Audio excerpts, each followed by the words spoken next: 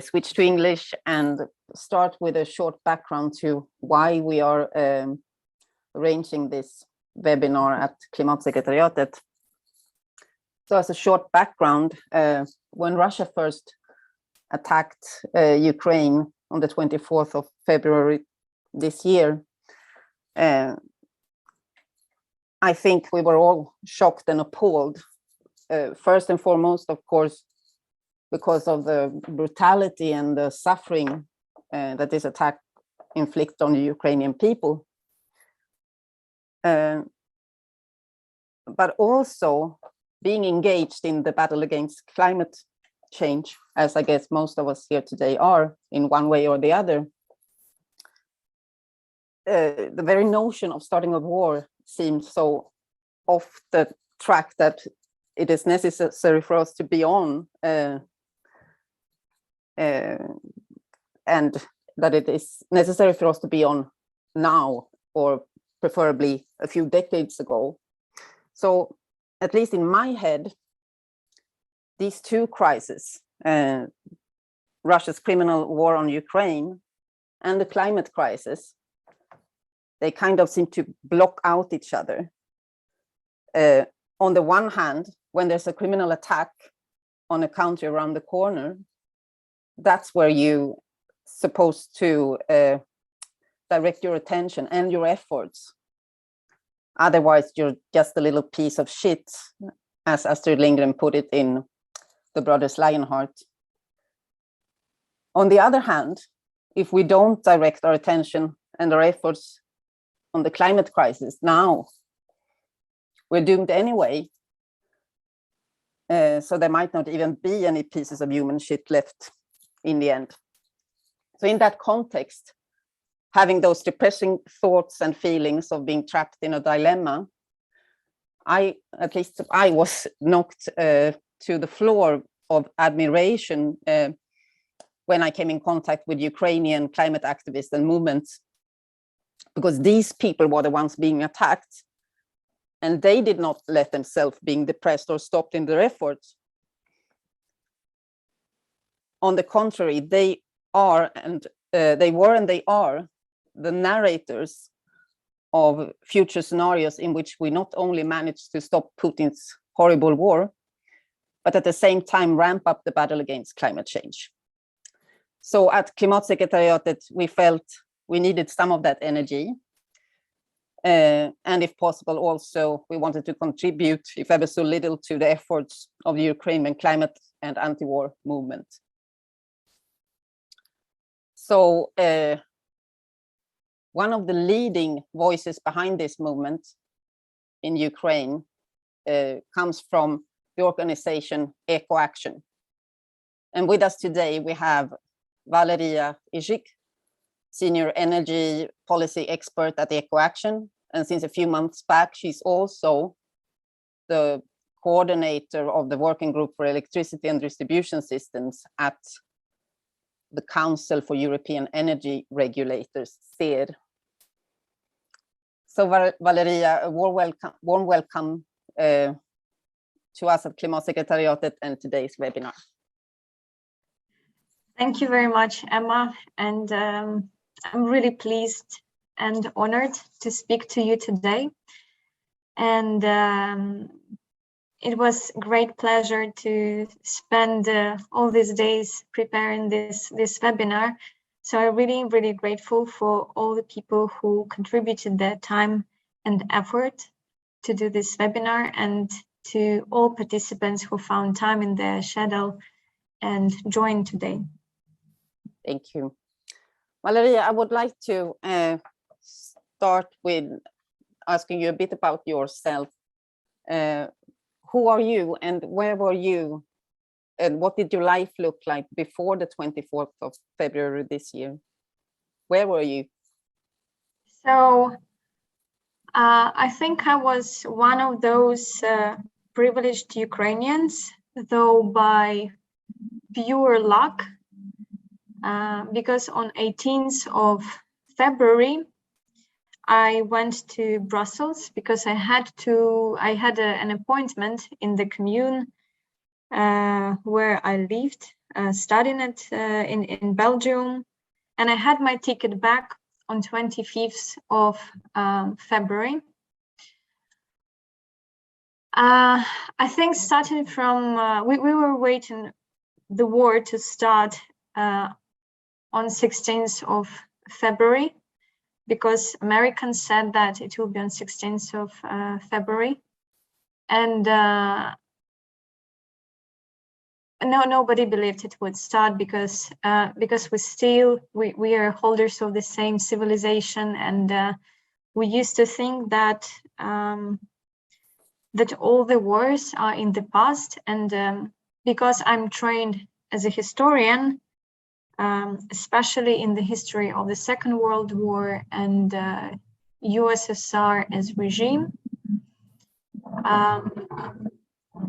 I did understand all the risks, but it still didn't seem real to have bombs and dropping on our houses in 2022. So I remember when I was in the airport with my parents, it felt like this was the last time when I see them. And since then, well, actually, I'm still waiting for my meeting with my parents. Probably I will stop here. Yeah. So what happened then after the attack? How did your life change, and what decisions did you make? Well, I was watching the first day online, and I saw how the lights went off in Kyiv, where I used to live. And I got call the same night. I got a call from our director of Ecoaction asking where I'm going and if I need any help. And in the end of the day, it turned out that half of our team stayed in Ukraine because, as you might know, men are not allowed to leave Ukraine, and people try to keep living with their families. So especially women who had their partners, they decided to stay in Ukraine. Fortunately or unfortunately, I didn't have a partner in Ukraine, so I was more flexible in that respect. We took a break for 2 weeks from work as Ecoaction, because people needed time to reconsider their whole life probably, and to make some difficult decisions, whether they stay in Ukraine and live in the bomb shelter, or if they go to Poland, or if they have friends in Europe that can host them. So a lot of difficult decisions. A lot of people lost their job, as you might understand. Why? So for me, it was a pure luck that I was in Brussels back then, and in few days I got a call from the Council of European Energy Regulator asking me if I'm still interested in the position that I applied 2 months ago, and I didn't even remember that I applied, to be honest. I was happy as a child, honestly, because I realized that at least I can sustain my family. I can send money to my dad and mom. And that's already a good start. And what we all learned to do is to see bright sides of the story, even if it's very, very difficult. But this is something that keeps us alive and keeps us strong. So I accepted this invitation, especially in the light of synchronization of Ukraine with European continental grid. They needed somebody with strong energy background, understanding of markets, regulations, and knowing Ukrainian and English. In my case, it was also French. Nobody warned me about that. But now I also have to catch up with my French. Okay, yeah, I think we can all relate to those feelings. I mean, just by imagining what it must have been like. What about Ecoaction, the organization that you work for? Can you describe that organization a bit for us and set it in a context? What was the organization before the start of the war? So we're the biggest climate organization in Ukraine, and we're a good mix of activism and very strong energy background in every expert who works in the Ecoaction. Since the beginning of our existence, we were heavily supported by the European Union, so budget coming from the European Commission, from the United States, from Swiss Development Agency, and so many other donors, because we actually did the work of a gatekeeper for every draft law that was tabled in the Ukrainian Parliament. So basically, we did advocacy, we did legal support, and of course, active representation on every single march for climate. So we were this voice of people who are rooting for mitigation of climate change. And in this position, I think everyone was really happy in our team. We were quite a big, young team. I mean, we're still big young team, a little bit less happy than we used to be, but we're still trying to do our best. And now we, as I said, we took a break. It was like 2 weeks since the beginning of full-fledged invasion. And we decided, and one day we decided to get our shit together, sorry for the expression, and open our big Excel file with all of our plans for 2022. We, as every other organization, we had strategic planning, communication plan, SMM plan. We had all these sorts of things, and we also spent a lot of money on strategic planning. We invited nice facilitators and stuff. So, and one evening we met and we decided that now we have to redraft everything, and to be useful for our country and for the idea, for the goal of climate change mitigation, even in under these conditions. So we realized that our main challenges is phase out of Russian fossil fuels, because as you might know, Russian fossil fuels export is responsible for more than 70% on Russian state budget. It's not easy to come to the conclusion that this money are also redistributed to sustain war in Ukraine. So this became our main goal. And so far, we sometimes it's successful, sometimes it's less successful, but we are doing our small contribution in this fight against Russian fossil fuels, especially in Europe. Yes, I think you've made a huge contribution actually to the understanding of what this, well, at least what fighting this war is about from an abroad perspective relative to Ukraine. And what happens inside Ukraine? Do you still perform work there? And what do you work with now? So we had some projects funded by the European Commission. For instance, the project dedicated to coal communities in Ukraine. Before the war started, we worked with communities, persuading them to switch to a more sustainable community-based energy supply, and to change their overall attitude to green transition. And it was quite successful. Now, for sure, all the money that were dedicated to trainings, to all sorts of capacity building is spent on basic needs like water, food, humanitarian aid. So we basically reshuffled all our money to help those communities with whom we worked before. the full-fledged invasion started. And also the second big folder of our work is advocacy for rebuilding, sustainable rebuilding of Ukraine. So under the Cabinet of Ministers of Ukraine, an official group was created dedicated to rebuilding, sustainable rebuilding of Ukraine. It contains 26 groups, subgroups, and we are presented in almost every group.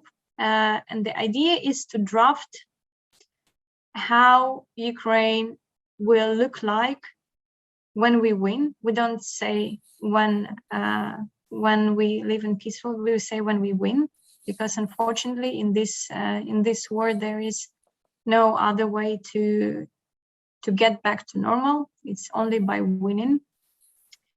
So it also takes a lot of time. We draft changes to amendments to the law that we have. We draft strategies, action plans. We double check it. We make proofreading. We do qualitative analysis. So we basically make both of our parts of brain work. We go on protests whenever we are, but we also work heavily on documents and on strategic documents, especially for rebuilding Ukraine. Yeah, so if, building on both what you said before about how you now work with questions concerning how to connect the energy grid or the grid between Ukraine and the European Union countries, and also with respect to the question of rebuilding Ukraine, we actually had questions coming in beforehand from Per-Ola Rasmussen that connects to this. But perhaps you would like to ask them yourself, yeah, because you're here, right, Per-Ola? Yes, I'm here. Yes, I'm thinking that now you're thinking this is a good place for my questions. No, right? Yeah, partly. So yeah, I was thinking about, compared to Sweden, about this when you're going to. It's a lot of questions that are connected here. I was looking into your energy consumption, for example, and we can see that you use a lot of gas for energy, but it doesn't specify if you use it for heating, for cooking, or for energy production. And in this time of war, we can see a lot of your industrial complex and energy demanding producers can't use won't be able to use so much power, or won't at all, actually, in some parts. And when you cut down on the gas supplies from Russia, will the nuclear power plants cover the energy needs that you have, or will you have possibilities to export energy? Because if you have a possibility to export energy, that might be that could be used to cut down on the gas supplies from Russia for other European countries. So what do you have to say about those kind of questions? Thank you very much. It's a very smart question and very timely. So you're absolutely right. Ukraine's energy consumption is not that green as average consumption in the European Union. And since the beginning of full-fledged invasion of Russia, the demand dropped to almost 50%. So now we have surplus of energy that we generate even after bombing most of our power plants, coal power plants and gas power plants. We still have hydro and nuclear power. You're absolutely right. And in that respect, we really resemble energy mix of Sweden. because as far as I know, and I checked it, you also heavily rely on water power and on nuclear power, even though you changed your decision since 2010. So yes, now we have surplus of energy, and because we not only need to decarbonize our energy mix, but also create a new revenue to our state budget to stay operational as a state, we decided to apply to ENTSO-E, that is Association of European TSOs, and asked if we can start selling our energy to Europe. And we got the answer yes. Not only we became the observer for ENTSO-E, but we also have official approval for selling 100 megawatt of capacity offered to Romania, Slovakia, and Hungary. And it will start as early as the second half of June, and further will be expanded to 2.5 gigawatt, including Poland, by 2023. Mm-hmm. So this is the situation as for now. It's a very good deal, not only for us, but also for our European colleagues, because electricity mix of Ukraine is comparatively green and greener than average in Europe now. You can also, if you want, if you'd like, I can send links to all this information. It's publicly available. It was not the case before the full-fledged invasion. Again, I want to emphasize the electricity mix is the following, because a lot of power plants were bombed and they don't contribute to electricity mix anymore. If I continue asking here, but because I'm already in my mind in the state where we are helping you rebuilding Ukraine, and of course, from what I understand, there was a deal connected to crime where you have quite a discount on gas supplies from Russia through they are renting their naval bases on Crimea, I think. So I was thinking, if you use a lot of gas for heating and for cooking, when we're talking about rebuilding state, what kind of heating and cooking, what would be the energy mix for that, and how would you educate the Mancraft who will rebuild this new? Will you go over to heat pumps, for example, and for solar cells or solar heating water, or have you begun to thought about those things?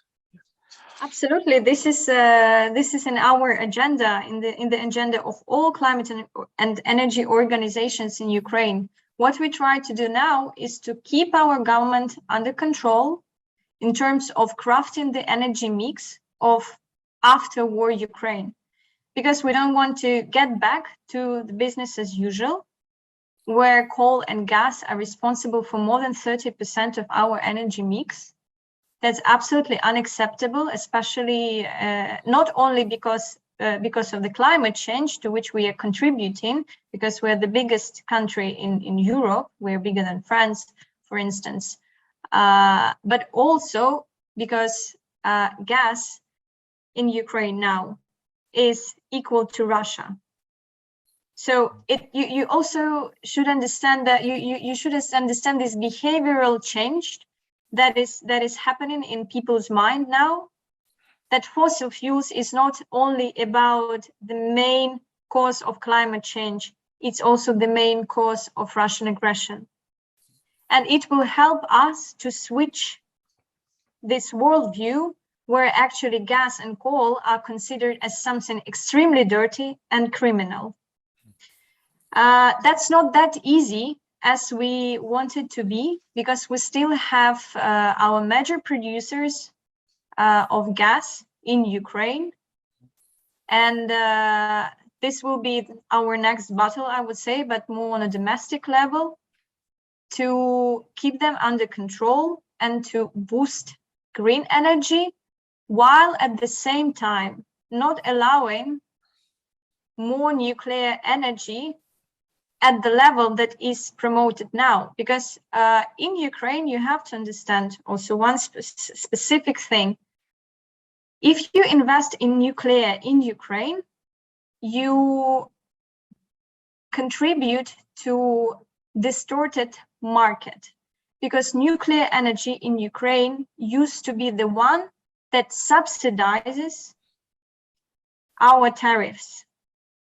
So if we have more solar and wind power that is market-based, the whole market is healthier than if we have nuclear power that was always subsidizing high energy prices that our government couldn't afford, because it was for sure like raising tariffs is very politically unpopular. So nuclear subsidized this gap between the real price and the price established by the regulator. So nuclear is not is good is good when we talk about balancing system, right? To provide this base load is good. But if we but nuclear power is very different in every country, depending on the design of market. And knowing the design of Ukrainian market, nuclear will further hinder harmonizing with European electricity market. That brings me to another question connected to that, and that's when you talked about the possibilities to regulate the power to keep the base level. And I don't know how much hydrogen power you have in Ukraine, but it's very, from what we can see, it's very important to have the regulated power. And we can see that we have problems in Sweden when it comes to regulating the power, because we are getting rid of the nuclear power, and we are not so sure about how much hydraulic power we can use because of the climate. So I know there's a lot of science about these SMR, small modular reactors. I don't know if you are looking into that kind of things to replace the regular nuclear plants.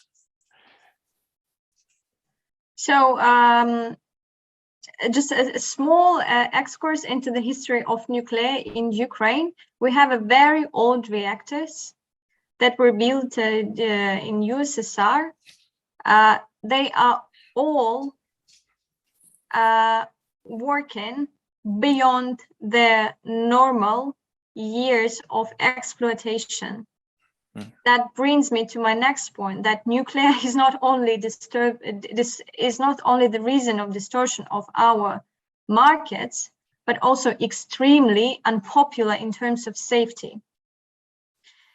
When you talk about small modular reactors, it will take us more time to unfold this policy than actually ramp up renewables like wind and solar. This is an ongoing discussion in Ukraine, because as in every European member state, we have a very strong nuclear lobby that is doing their job very well.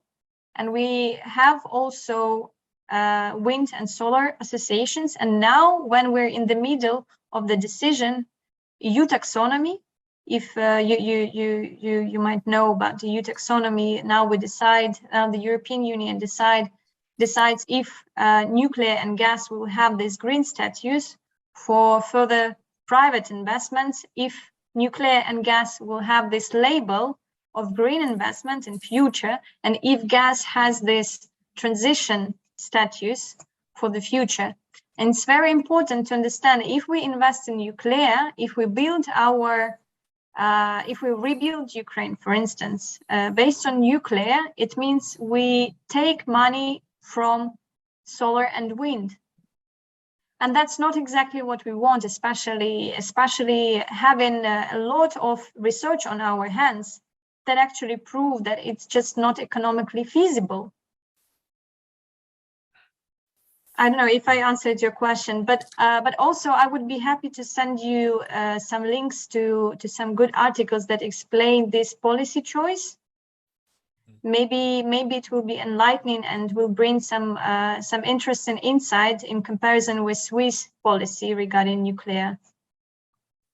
With regard to the bigger question of ramping up and also rebuilding Ukraine, and Ecoaction is a strong voice in the negotiations, I guess, also within Ukraine now between different interests within your country. What do you see as the biggest challenge there?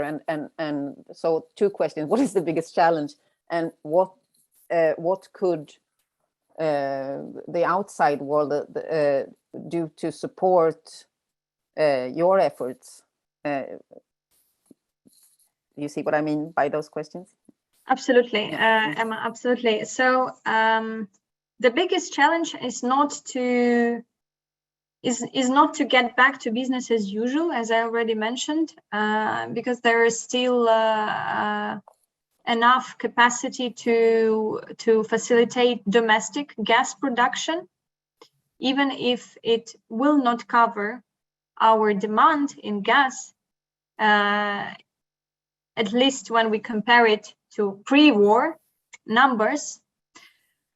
So this is our main challenge, to phase out fossil fuels in Ukraine domestically, ramping up renewables, and talking about nuclear as balancing power, but not a base load. We want our base load to be built on renewables, and there is enough capacity for that in Ukraine, for solar, for wind. That's why we attracted so much investments so far, but for sure it's not the case anymore. And I'm wondering when we will get back to the same level of interest of investment into renewables in Ukraine, because a lot of solar plants were destroyed since the beginning of full-fledged invasion. And so the prediction that was made by our regulation is not valid anymore, and we cannot really calculate how much green production we'll have next month, because it's all deviations. Now we look at this graph and it's all deviation everywhere for each month.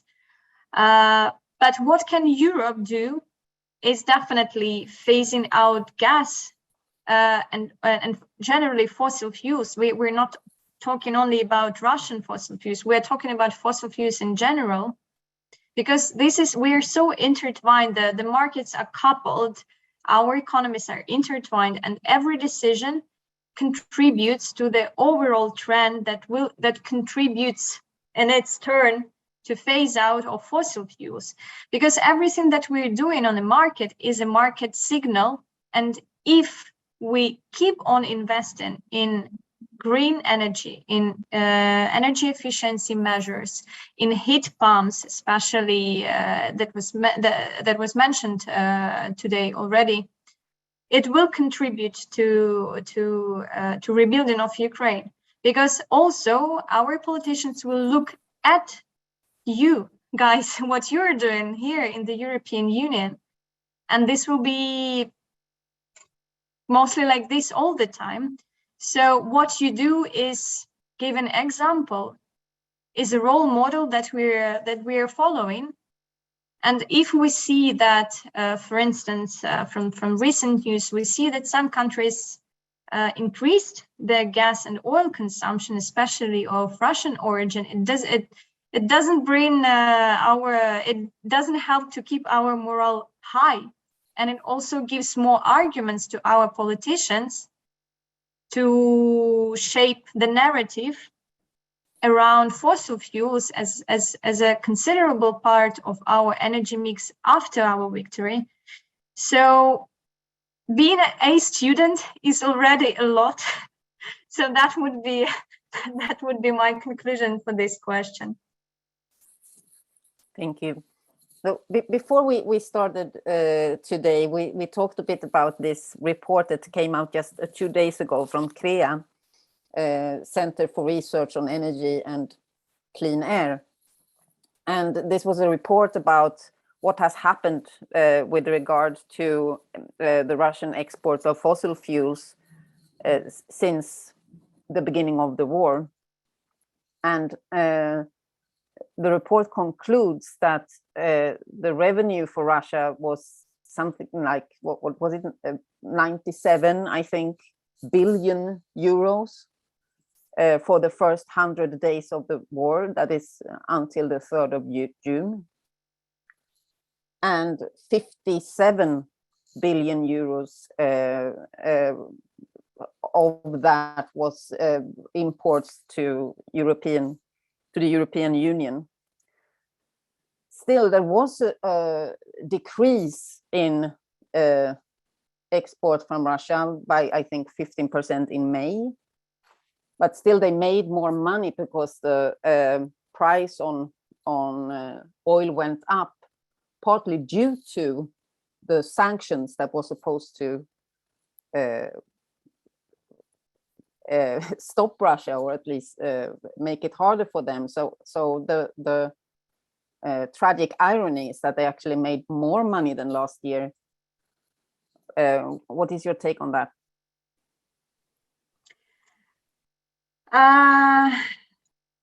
So yeah, this is where economics jump into our conversation.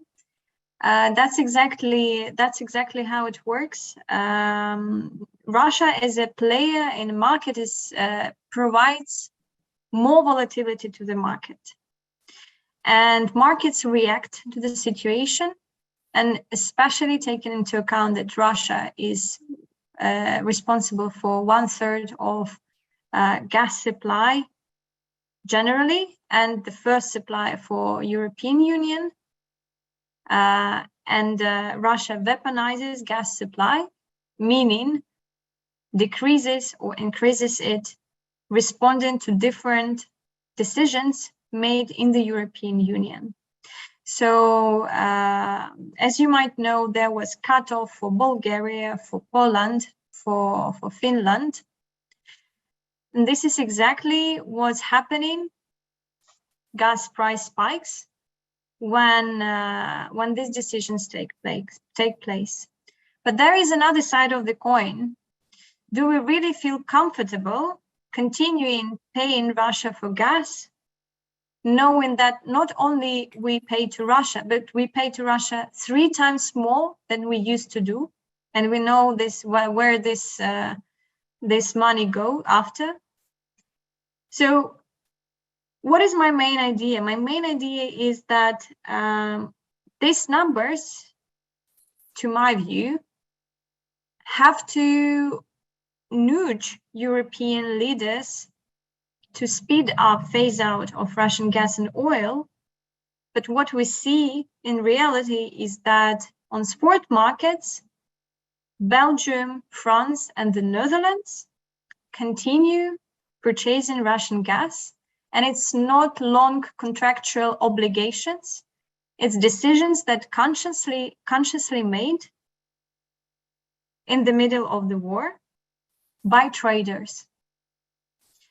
Not only they decide to continue trading with Russia, but they also reshuffle rerouting of Russian gas and oil to other countries, and it's facilitated by European companies, insurance companies, for instance, when we talk about trackers for oil to Asia and India. So there is a lot of space for hypocrisy, that's for sure, but there is also a lot of space for reconsidering for us, for consumers, if we feel comfortable continuing our energy consumption habits, knowing perfectly well that this money come to Russia and enrich and fuel this war. So I think that it brings us basically to the response that has to be done, bottom-up response from consumers. But here is the point why municipalities are so important for us, because somebody has to communicate to consumers that this is high time to change our consumption habits. Because if it doesn't happen bottom up, from the bottom up perspective, then we need to respond on our ground level. And I cannot find a better communicator for this purpose than municipalities. But that brings me to another question. To what extent municipalities feel responsible for communication to their consumers, to those people who live in their community? I know perfectly well that this is not in the mandate of municipalities to actually communicate different messages, especially in terms of crisis. But believe me, I was a civil servant for almost 3 years, and it's always a matter of personality, if you take responsibility or you don't. And what I'd like to bridge in this situation is our response during the COVID pandemic, and our response that can be done now. Because for some reason, for sure, countries closer to Ukraine make a very sharp decision not to purchase Russian fossil fuels anymore and go with energy efficiency measures faster than anyone else, because they're just closer. They feel that threat is here. But if you're far from the main territory where emergency situation is taking place, you feel more disconnected from it. And then you don't take these urgent decisions. And that's what my main call here today. You remember how we all decided to wear masks and how it became the part of our everyday life. With the same courage, we can make different decisions about our energy consumption every day. But we have to do it in mind, having this picture in mind. For what is the reason of this urgency response, right? The reason is that we're not only looking at the war in 2022 at the door of the European Union, where people are dying, and we cannot even quantify how many people died so far, because they're just buried by Russians sometimes, not to exactly for the same reason. They don't want us to quantify how many people died. But it goes even beyond this. If we understand that the war is so heavily fueled by fossil fuels, don't we see this connection between combating climate change and combating Putin? Doesn't it give us more arguments to change our everyday life? Doesn't it give us more arguments to do more as civil servant, politician, just generally consumer, right? I mean, I'm asking myself every single day, how can I actually bring this idea of war closer to people who don't really feel it in order to change their consumption? And the only thing that so far came to my mind is to try to make this parallel that if you actually want to, sometimes you don't have to do extra to change this world. You actually have to do less than you used to do. To use something less. In this case, it's less energy consumption, less consumption in generally. Because just remember this thing that I said, that I tell you now. What you feel uncomfortable now here in Europe, decreasing your energy consumption and decreasing your consumption in general, is a matter of survival for people in Ukraine. And do we feel comfortable when we put in the same equation GDP, for instance, drop, and people's life just 2,000 kilometers from our territory. So I think that we can all contribute to mitigating climate change and the war in Ukraine by a little bit changing, adjusting our everyday energy consumption. For instance, I'm just starting from myself. I just didn't use heating during winter. I know it sounds creepy. I know it sounds creepy, but imagine it was just the first months of Russian war in Ukraine, and I was in Belgium, and I perfectly understood. And I checked the energy mix of Belgium, and I perfectly knew what kind of gas I burn when I keep the radiator on. And honestly, when you have this sense of urgency, everything seems like manageable, first of all. And then you even feel yourself better because you feel like you're contributing to mitigating some huge evil. And for us today, we have two, Putin and climate change. And we will have to do even more because, as you might understand, when you have war in your country, you emit like 5 times more because in our case, Russians, they bomb our refineries, for instance, and you may only imagine how many emissions you have when the refinery is bombed. So I don't know, if I can wake up you somehow to reconsider your everyday role in municipality and how you can communicate it to people who live in your municipality, who live on the territory of your commune. Let's do it together. I'm doing it every single day and try to wake people up and to ask them to be this peaceful soldiers in this war. You can always do your peaceful part. It's not necessary to donate to military equipment. Just changing a little bit your energy consumption is already enough. So may I ask you if you like if you were an official at the Swedish municipality and you got free hands, I mean, what would be the concrete measures you would take?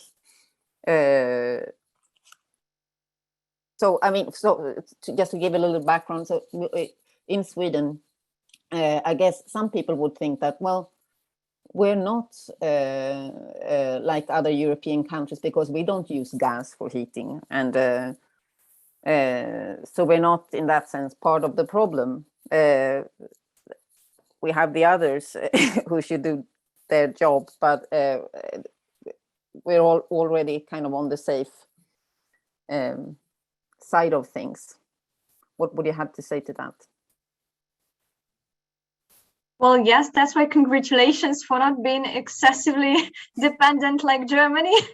That's already a lot. Thank you for that. But there is another side of the story. It's about cumulative effect. So even those countries that are not heavily dependent on fossil fuels, they make their contribution when we talk about generally markets in the European Union. So I checked what is the consumption of Swiss generally and production side.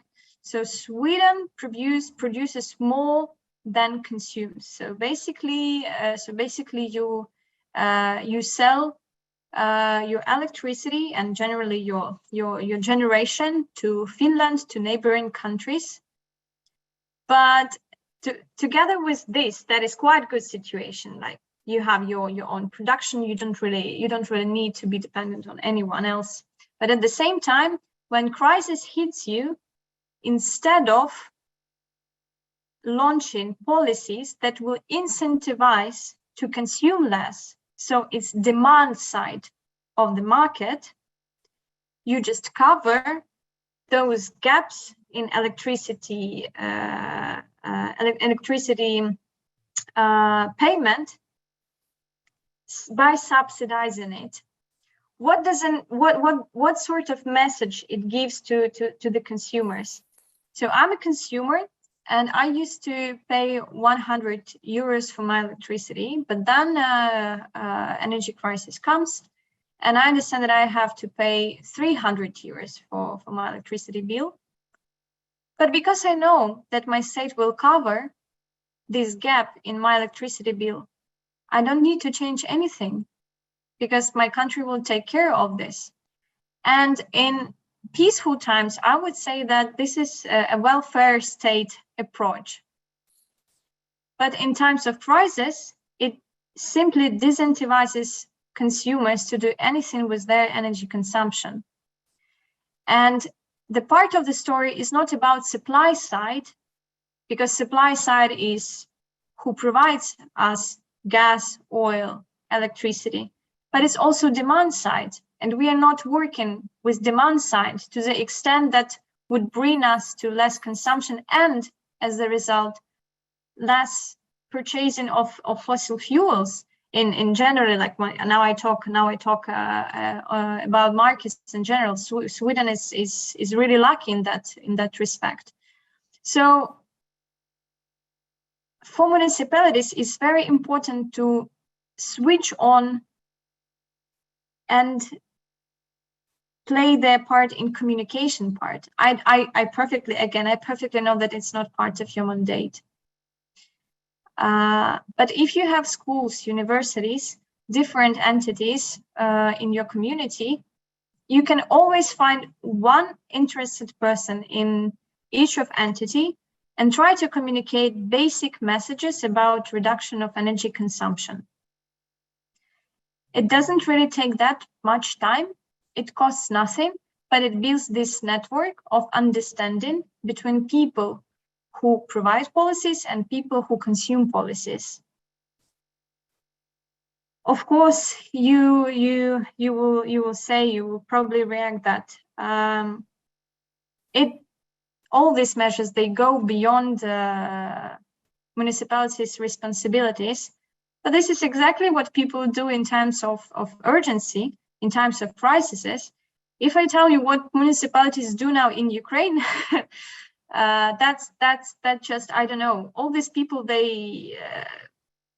I hope we will build some sort of column for all these people who work in municipalities, because they step beyond their mandates and do incredible things. They provide medical stuff with all the necessary things, even though they're not responsible for the procurement. They redistribute humanitarian aid, especially those municipalities that are closer to the border, where humanitarian aid arrives, and they calculate how they need to redistribute it and to what cities to help to their neighbors.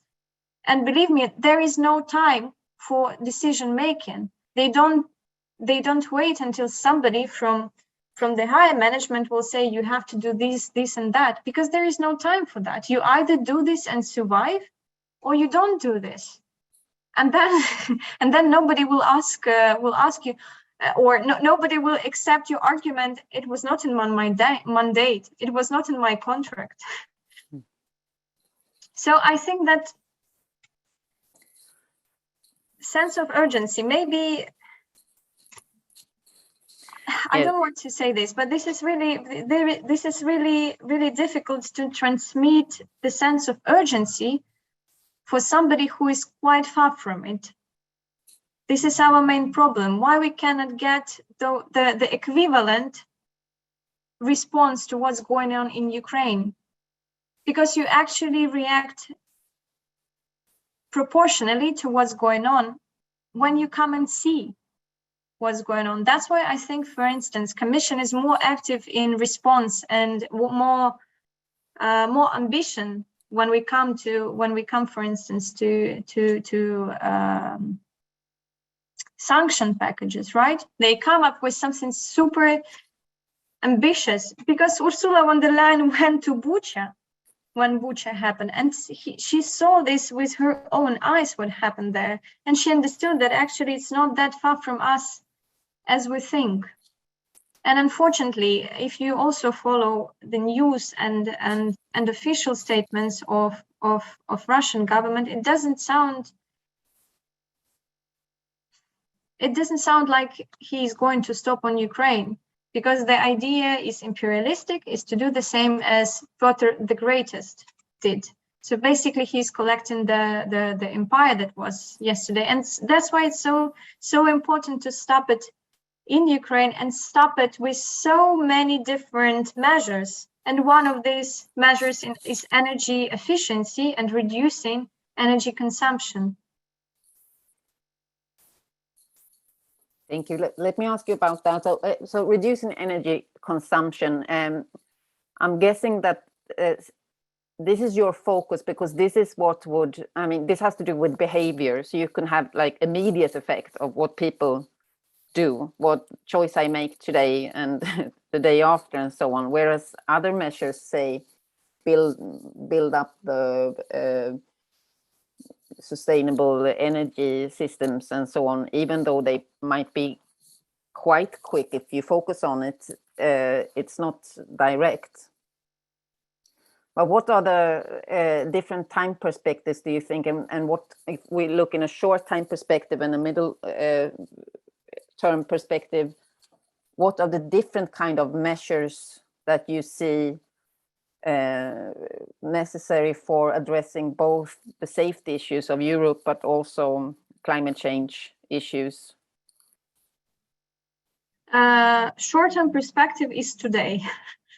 Yeah. I think that we have to be clear on this definition, because sometimes I hear that short-term perspective is 5-10 years, and it really concerns me, because this is not how response works. Because first you have response, then the output and outcome, they come in 5-10 years.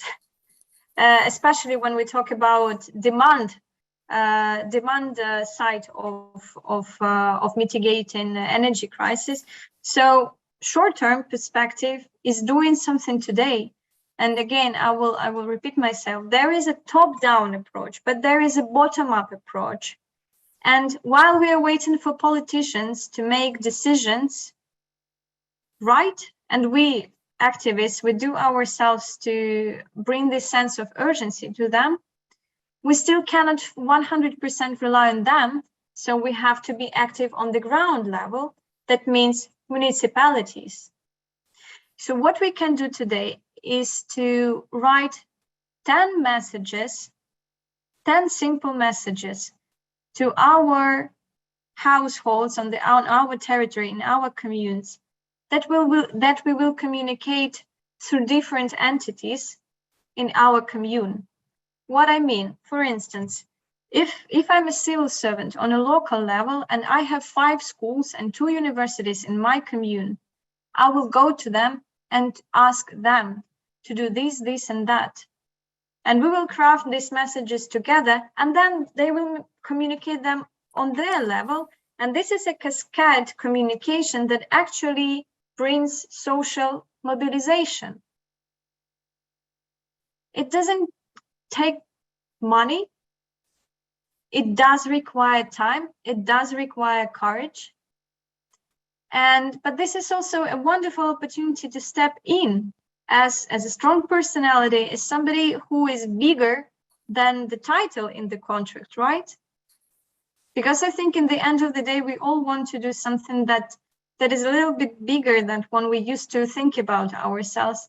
And crisis is a wonderful opportunity to do that. I really like this expression, never waste a good crisis. So probably this is a good thing for a short-term response. In the mid-term perspective, for sure, we need our politicians to listen to us and to react in terms of reshuffling our supplies and our demands.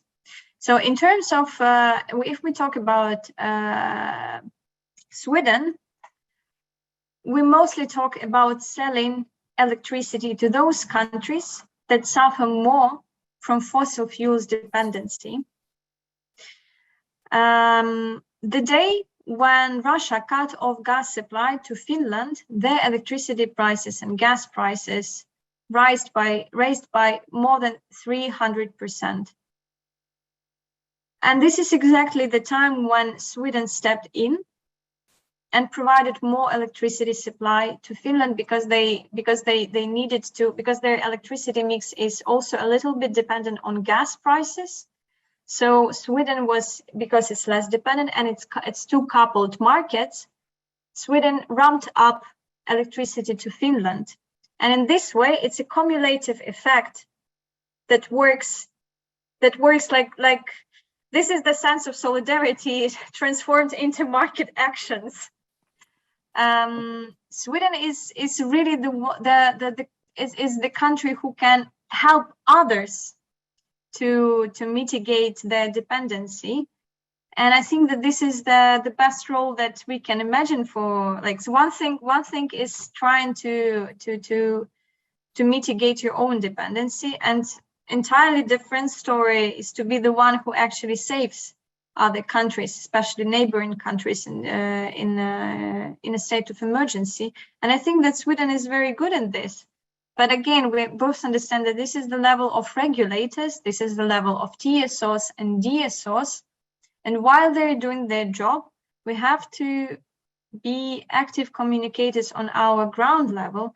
Because when I talk about mid-term perspective and short-term perspective, they don't go one after another, they go simultaneously.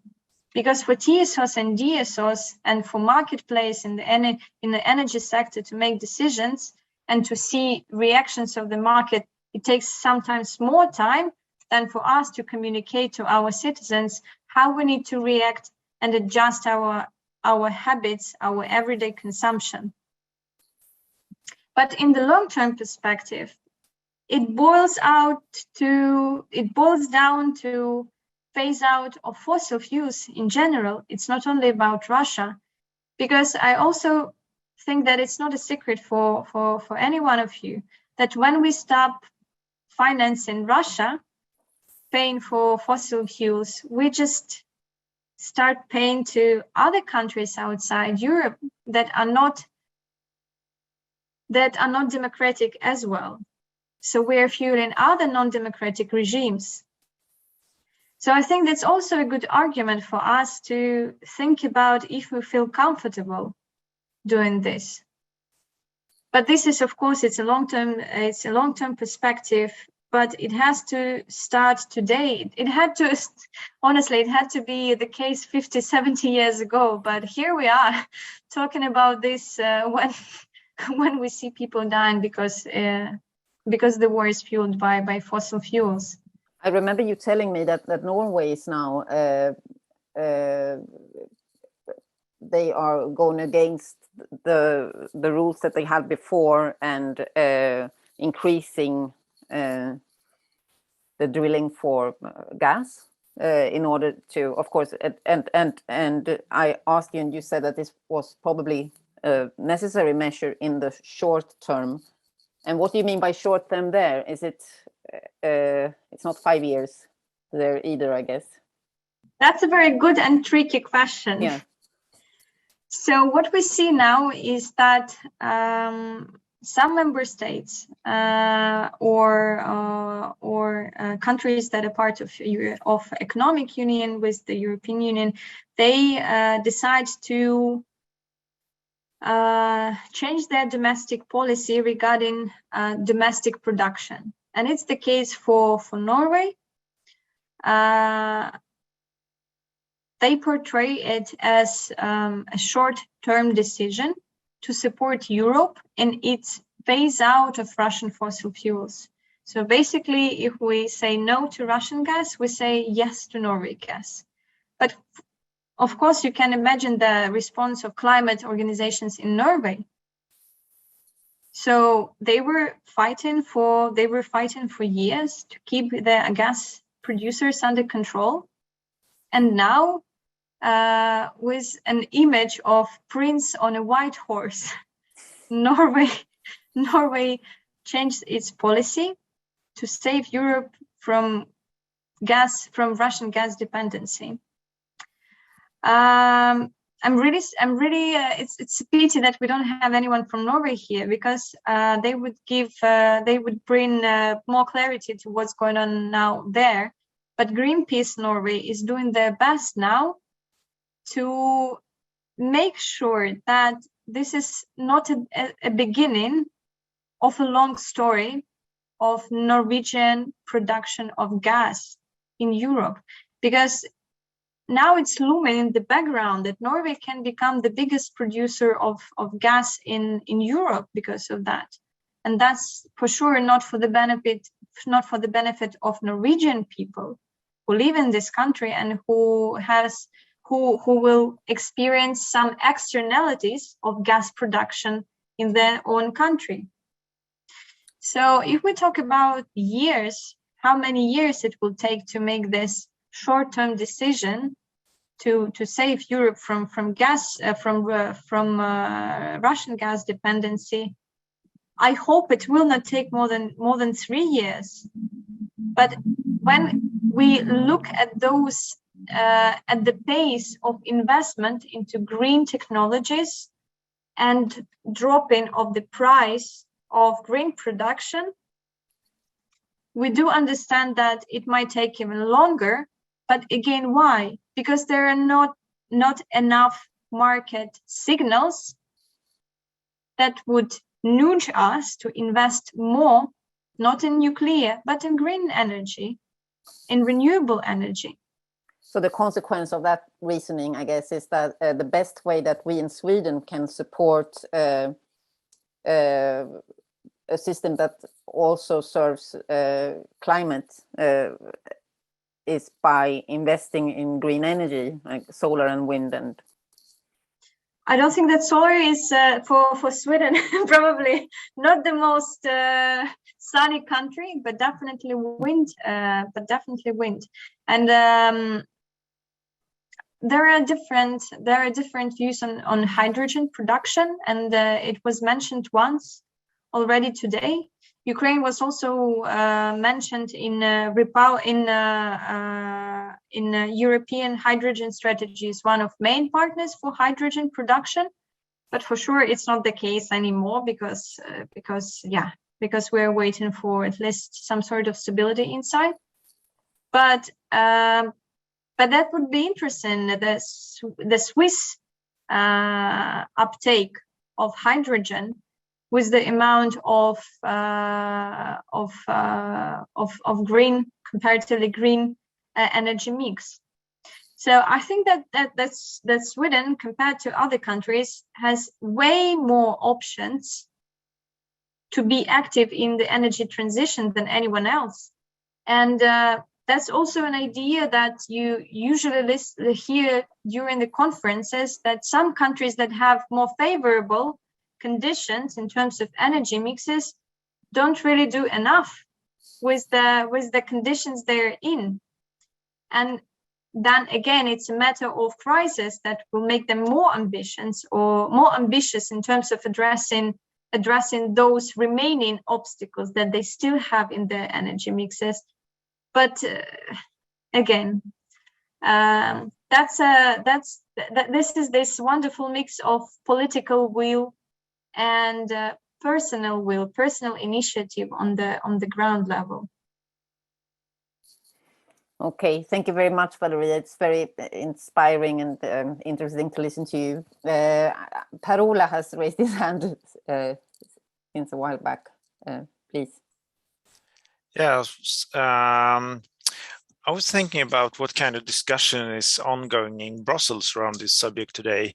For example, when it comes to legislation, for example, a lot of energy producers here in Sweden offers the consumers to choose fossil-free energy, for example. I don't know how it looks out in the other countries of Europe, but could that be something to force the producers to give the consumer the right to choose as a way for the consumer to affect?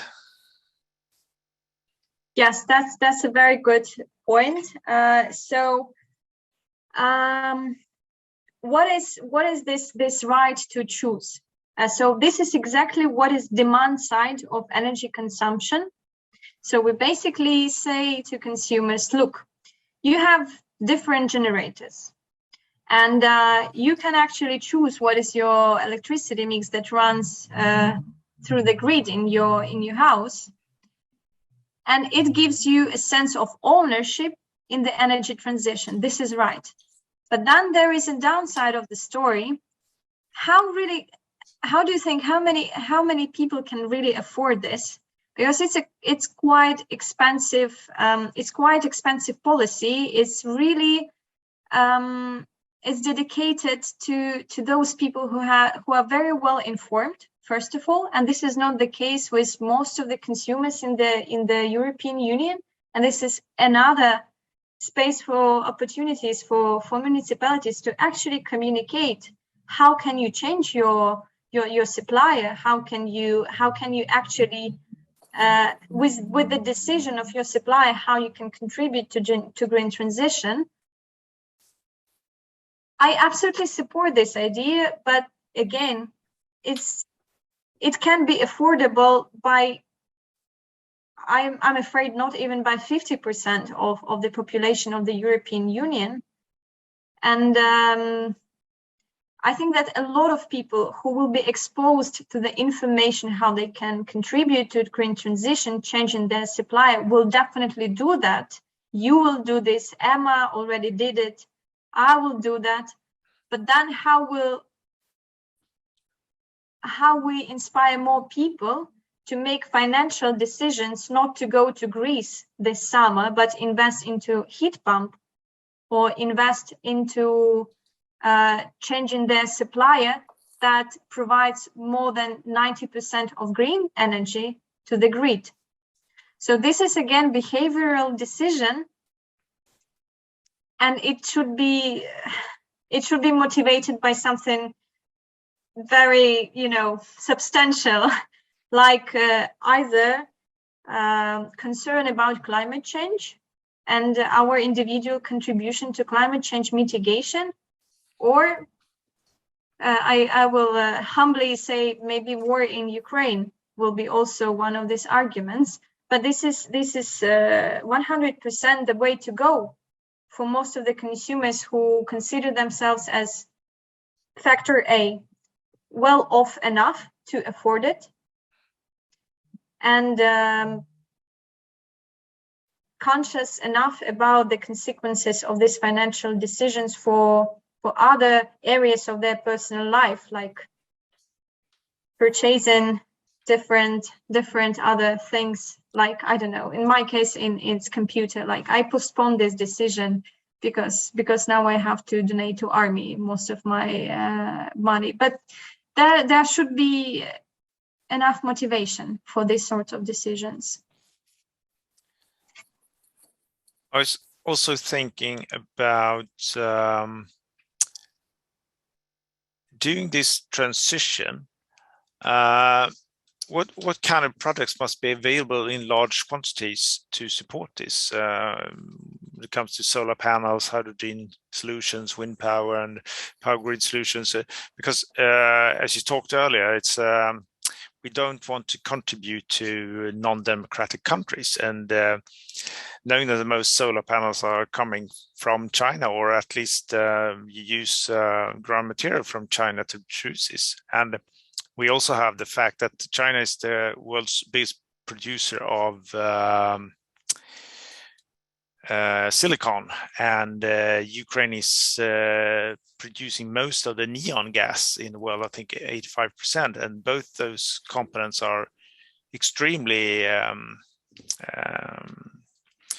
demanding for producing all these semiconductors and processors and chips. So how can European countries support this change when it comes to what kind of things we have to? You're absolutely right, and it's a super tricky question, because we can actually switch from one dependency to another. That's concern that was communicated by many think tanks, especially IRENA, it's International Renewable Energy Organization. They bring these numbers that Actually, now European Union cannot afford switching to renewables in a faster pace, because exactly for the reason that you just stated, because those strategic materials, unfortunately, in main quantity are in other countries beyond Europe and also in Ukraine.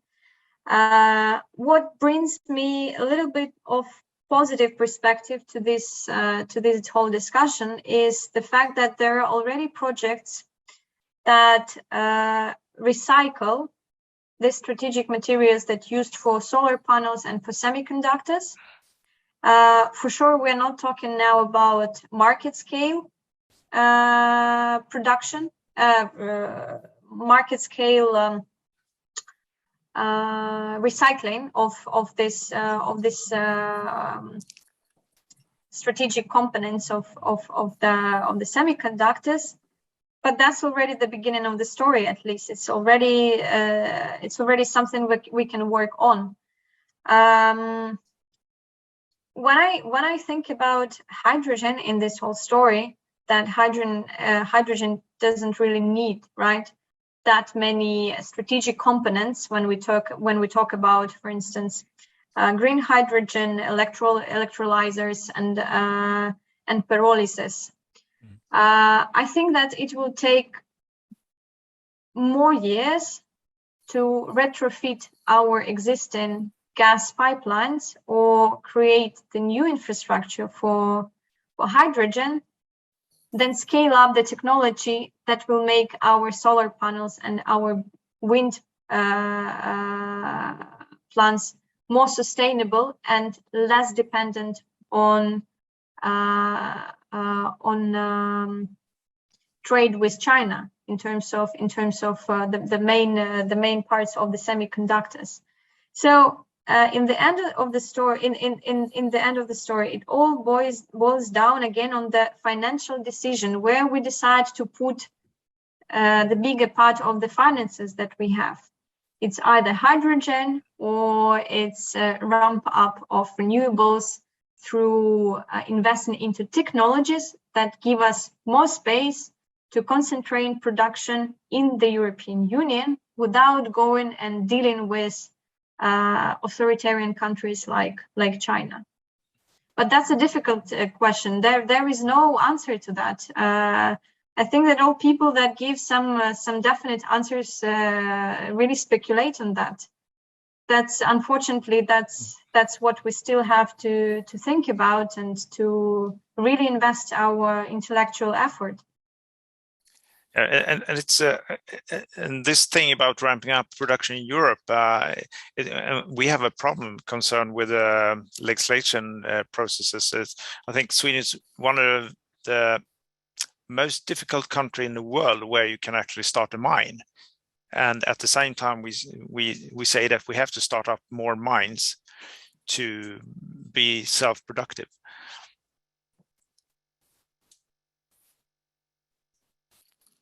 Honestly, I don't really know about regulation in Sweden about mining, but I think that the smartest idea that was communicated so far on the EU level is that European Union has to procure all the essential elements for solar and wind plant production together. It should be EU level procurement.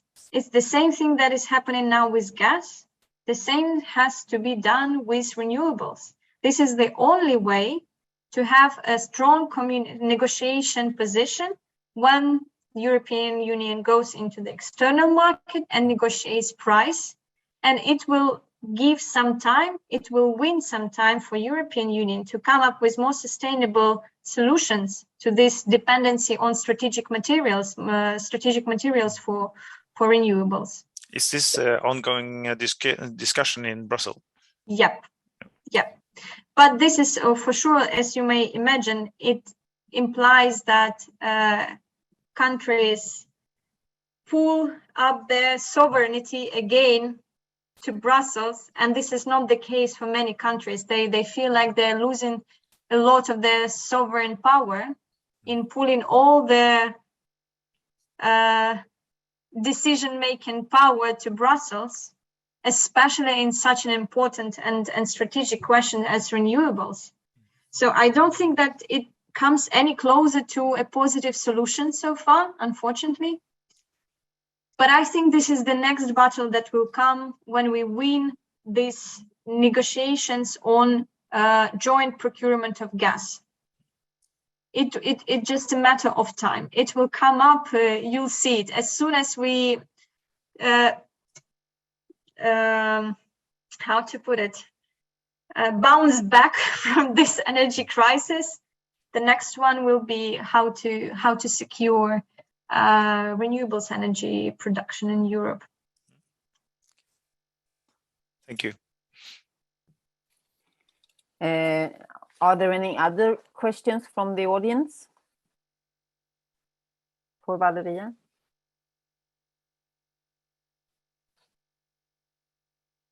We'll give you some time to think about that.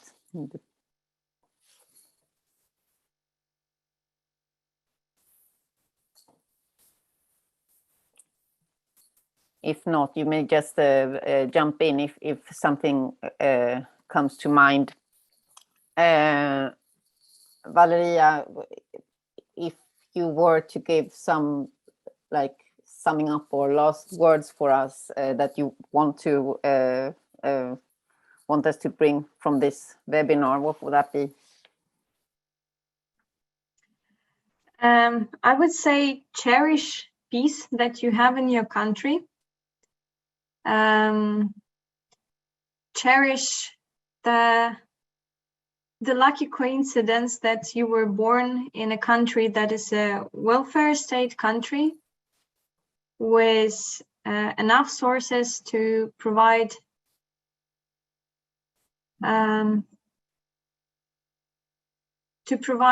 space for dignity for every person, to explore your best sides, and to even help other countries to bounce back from crisis. Sweden is very, very lucky. And I think that we sometimes forget how privileged we are to be where we are. So don't forget that while you are benefiting from the wonderful country you were lucky to born in, somewhere in the world that is not really quite far from you, there is war. And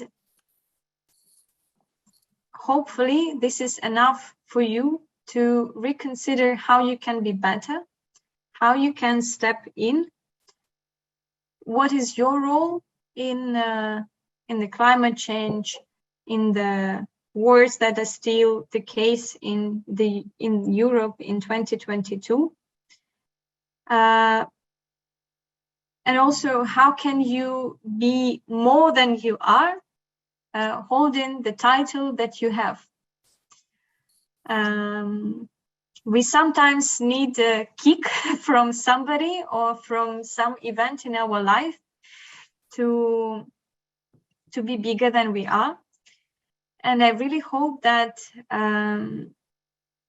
climate change is that topic, is the reason to be bigger than we are. And when we see atrocities at the door of the European Union, it will only top up the effort that we already do. Doesn't matter where we are. So I know that you already do a lot, everyone, but maybe just there is something more that just needs a little bit more motivation. So I would just call you I would just encourage you to discover those spaces where you can step in and be valuable for our fight. And that would be already really, really great. Thank you. And I want to read back to you a comment from the audience. This is from Ellen Lindberg from Sundbybergs stad. She says, this is not a question, but just a big thank you. This has been really interesting and brought useful perspectives. Keep up the good work. I wish you all the best. And with those words, I want to thank you so much for joining us today, Valeriya. It's been so inspiring talking to you, and I also want to wish you the best of luck in the continued work, well, personally and of course within Ecoaction. I also want to remind the audience that until midsummer, we are raising money for the benefit of Ecoaction through Klimatsekretariatet. So if you swish money to the number that I put in the chat, and mark it Ukraine,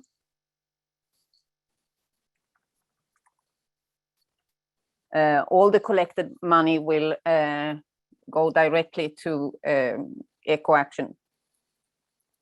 So I know that there are representatives from municipalities here today, but there are also other participants that only represent themselves. So if you want to pay like a small entrance for this webinar, that is free, of course, but if you want a voluntary entrance, please switch this to the number in the chat. Is there any other questions or comments? Okay, then I also want to thank everybody who participated today. We want to spread this message, of course, and we also hope from Klimatsekretariat's side that this is the beginning of a friendship between our organizations, and that we can keep up the contact and see what the future brings. Thank you again, Valeriya. Thank you very much, Emma. Thank you for organizing this wonderful. And thank you, Jan Lindblad, for always helping out with the technique.